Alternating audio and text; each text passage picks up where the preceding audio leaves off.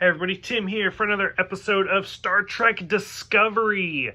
So first of all, I do want to say thank you. I did get some emails and stuff about like, hey, you didn't release an episode this week. Like, what's going on? I actually did think about it, and I had like gotten the math done, and I was ready to do it. But then, like, after watching the first part, I was like, no, I'm just gonna wait a week, give you guys a break, and do both episodes together. So here we are, season 3, episodes 9 and 10, Terra Firma, part 1 and 2. I'll just tell you right now, like, all sorts of spoiler alerts, as always. Like, I fucking hated it. I was so against it. Everything that happened, I was so drunk, and I was so angry, because it was never ending. So, season 3, episode 9, like, it was kind of interesting. Like, we're 9 episodes into the season, and we know that something's going on with Georgiou, but we don't know quite what it is. And then when they're like, well, the universes are actually drifting apart. And I was like, I can buy that. Like, I'm okay with that. Like, I had to process it. I had to kind of take a sit back, like, marinate. I can do it. Okay, fine.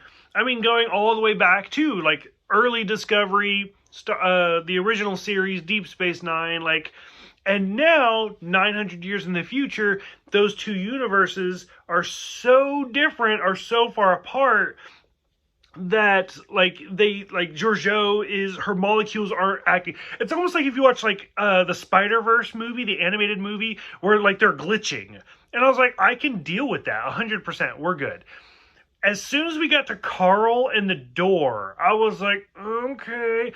I'll be honest, my first thought was Carl was a Q, and I was like, I mean, it's not my favorite, but it's okay. We'll see where it goes. And then, like, that's the big secret. Like, the whole rest of the episode, like, okay. So the whole point of the episode is fucking pointless. It's literally like almost a dream sequence, like a time travel episode. It doesn't fucking matter.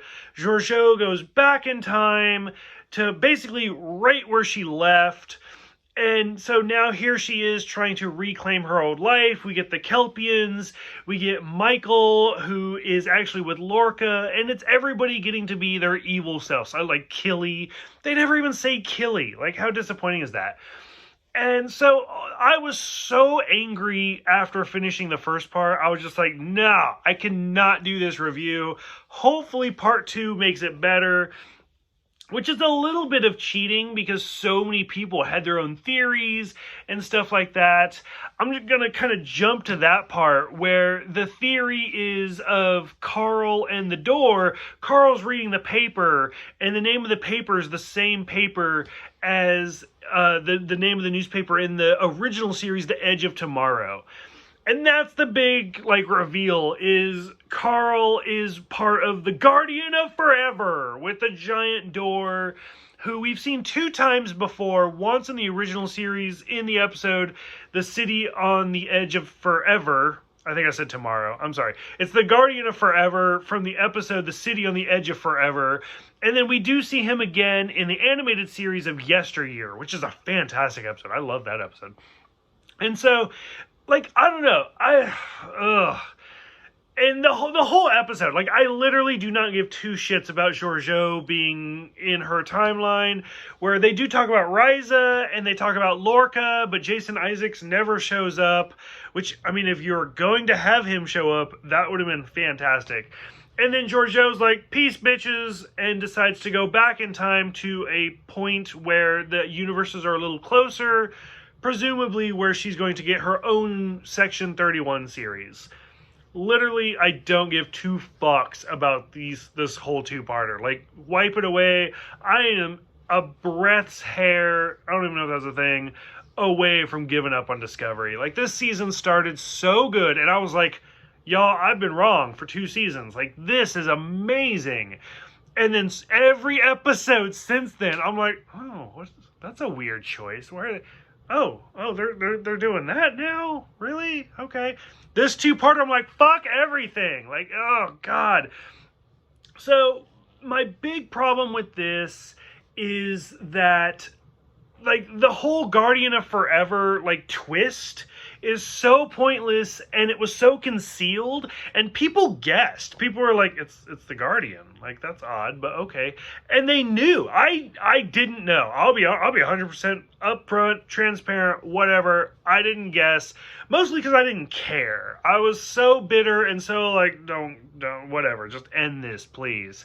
That I wasn't trying to guess at that point. So, but when you go back to the episode of Pike where he's going back to that planet from the cage, and they, like, Star Trek was so, that episode was so blatant, and it was like, previously on this episode you never watched.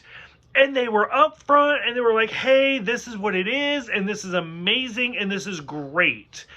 And that was it. It was fantastic. This episode's like, hey, we're going to have a character that you also have never seen before, and you're not going to know who it is. And when they reveal it, I am the Guardian of Forever. Like, I guarantee you, 96% of the people watching this are like, who the fuck is that? And then there's the super nerds like me that are like, this is what we spent 2 episodes on? Like, something that you're not even really, like, doing? And what's the point of Carl? Like, who the fuck is Carl? Why? It was so pointless, and it was so, like, literally, if they had just gone to the planet, boom, the Guardian's right there, like, hey, just walk through me, just do it. I would have been more okay than some guy, like, smoking a cigar, reading a newspaper. Like, it was so bad. Ugh.